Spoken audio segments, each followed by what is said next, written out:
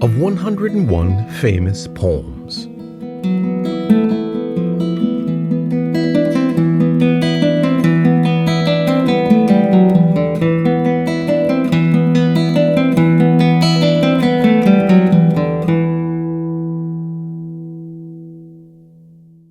The Blessed Damsel.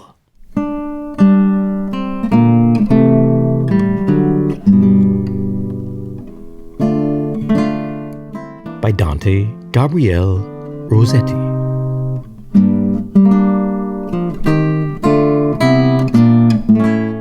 Spoken and with commentary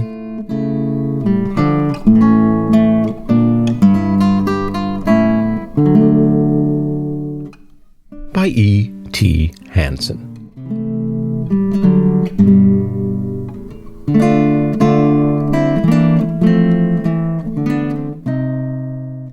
The Blessed Damsel leaned out from the gold bar of heaven. Her blue grave eyes were deeper much than a deep water even. She had 3 lilies in her hand, and the stars in her hair were 7. Her robe, ungirt from clasp to hem, no wrought flowers did adorn, but a white rose of Mary's gift, on the neck meetly worn. And her hair, lying down her back, was yellow like ripe corn. Herseemed she scarce had been a day one of God's choristers. The wonder was not yet quite gone from that still look of hers, albeit to them she left, her day had counted as 10 years. To one it is 10 years of years, yet now here in this place surely she leaned o'er me, her hair fell all about my face. No, nothing, the autumn fall of leaves, the whole year sets apace. It was the terrace of God's house that she was standing on, by God built over the sheer depth in which space is begun, so high that, looking downward thence, she scarce could see the sun. It lies from heaven across the flood of ether, as a bridge. Beneath the tides of day and night, with flame and darkness, ridge the void, as low as where this earth spins like a fretful midge.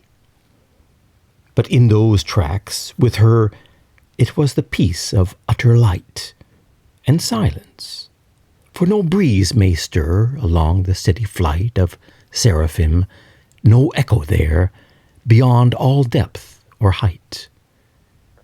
Heard hardly, some of her new friends playing at holy games spake gentle-mouthed among themselves their virginal chaste names, and the souls mounting up to God went by her like thin flames.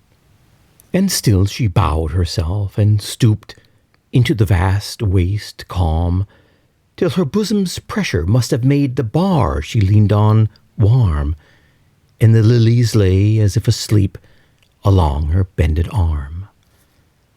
From the fixed lull of heaven she saw time like a pulse shake fierce through all the worlds. Her gaze still strove in that steep gulf to pierce the swarm, and then she spoke, as when the stars sang in their spheres. I wish that he were come to me, for he will come, she said. Have I not prayed in solemn heaven? On earth has he not prayed? Are not 2 prayers a perfect strength? And shall I feel afraid when round his head the aureole clings, and he is clothed in white? I'll take his hand and go with him to the deep wells of light, and we will step down as to a stream, and bathe there in God's sight. We too will stand beside that shrine, occult, withheld, untrod, whose lamps tremble continually with the prayer sent up to God, and where each need revealed expects its patient period.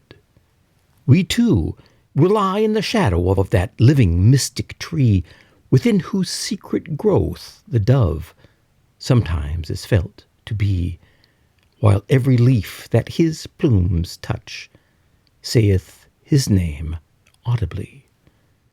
And I myself will teach to him, I myself lying so, the songs I sing here, which his mouth shall pause in, hushed and slow, finding some knowledge at each pause, and some new thing to know.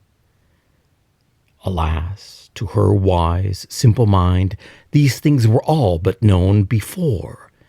They trembled on her sense, her voice had caught their tone. Alas for lonely heaven, alas for life rung out alone. Alas, and though the end were reached, was thy part understood or borne in trust? And for her sake, shall this too be found good?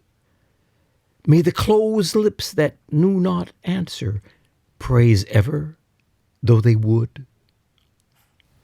We too, she said, will seek the groves where Lady Mary is, with her 5 handmaidens, whose names are 5 sweet symphonies: Cecily, Gertrude, Magdalene, Margaret, and Rosalie's.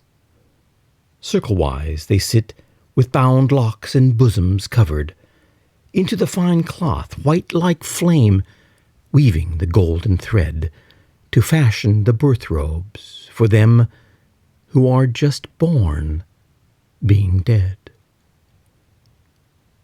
He shall fear, haply, and be dumb, then I will lay my cheek to his, and tell about our love, not once abashed or weak, and the dear mother will approve my pride, and let me speak. Herself shall bring us hand in hand to him round whom all souls kneel, the unnumbered solemn heads bowed with their aureoles, and angels meeting us shall sing to their citherns and citoles.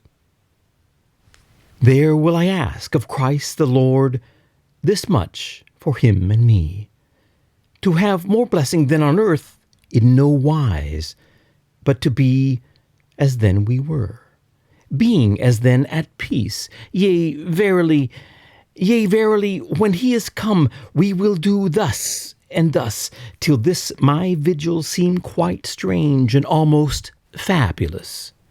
We too will live at once one life, and peace shall be with us.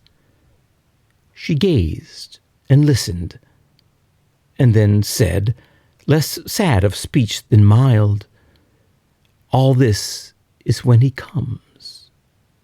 She ceased. The light thrilled past her, filled with angels in strong, level laps. Her eyes prayed, and she smiled. I saw her smile. But soon their flight was vague mid the poised spheres, and then she cast her arms along the golden barriers and laid her face between her hands and wept. I heard her tears.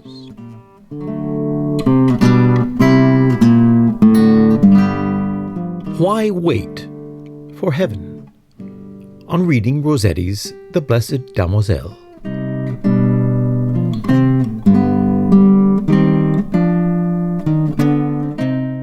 The one thing we can say for sure about life after death is that we sure think about it a lot.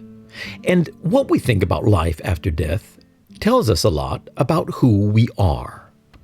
For me, the most interesting puzzle about our modern imaginings of the afterlife is why we think the first thing that happens when we get to heaven is we meet our loved ones again. After all, none of us know whether heaven even exists, so we are free to imagine it any way we like. We can imagine a place where we get to drive the fastest cars and live in the biggest mansions, where we can eat anything we want and still have the perfect body, where we finally get that super successful rock star career we always dreamed of and are big-time celebrities. But we don't do that. In our minds, when we die and go to heaven, the first thing we see is our family, our friends, and our loved ones who have passed on coming to meet us. That's not necessarily natural. Throughout history, we have imagined many different kinds of heavens. The Vikings, for example, imagined Valhalla as a place where they could go and fight. But that's not us. In our modern Western world, the first thing that comes to our minds is family and loved ones. And we do that even though we don't actually make family and loved ones our highest priority in our daily lives, at least not in practical terms. A part of us always dreads going home for Christmas or Thanksgiving because we know we will fight. There are very few husbands or wives who don't fight with each other, get bored with each other, and occasionally cheat on each other. We're always talking about spending more quality time with the kids, but not today. Today there's an extra amount of work to get done. And while we cherish the memory of visiting our grandparents when we were kids, now that we're older and have responsibilities of our own, it's time to put Grandma and Grandpa in homes. If our loved ones are not our priorities in real life, it seems unlikely that we would want to see them more than anything else in the afterlife. And yet, we do.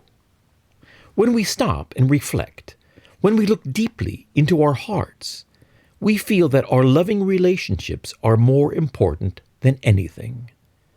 Deep inside, under the veneer of civilization, status, ambition, and worldly obligations, that's who we really are, loving beings who cherish each other above all else. We just don't always show it, or know it. It's fashionable today to stress the negative. And of course, it's easy to dwell on our shortcomings and mistakes. There are, after all, plenty to choose from. But the truth is, deep inside, we are really endlessly loving human beings. And what happens if there is no heaven? What happens if the Darwinists are right, that when you die, you just die? What if there are no loved ones to come meet us? That would be the biggest tragedy of all. Maybe we should take advantage of our short time on earth to make a little extra effort with those we love before they, or we, are gone. Maybe it's worth it to miss a deadline, turn down a favor, go without whatever it is you have to run to the gas station to buy late at night, and instead take a moment to call Grandma and Grandpa, to join your kid for a round of Minecraft or some other game you don't understand, interrupt your spouse, whatever he or she is doing, and dance to some random tune on Spotify. Maybe we should all take a moment, every once in a while, to make life on earth a little more like we imagine heaven.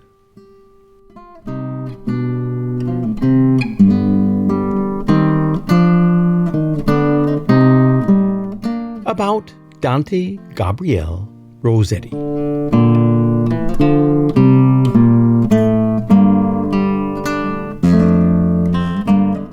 Gabriel Charles Dante Rossetti, 1828 to 1882, was an English poet and painter and a member of the famous Rossetti family of Italian nobility that goes back to the 14th century.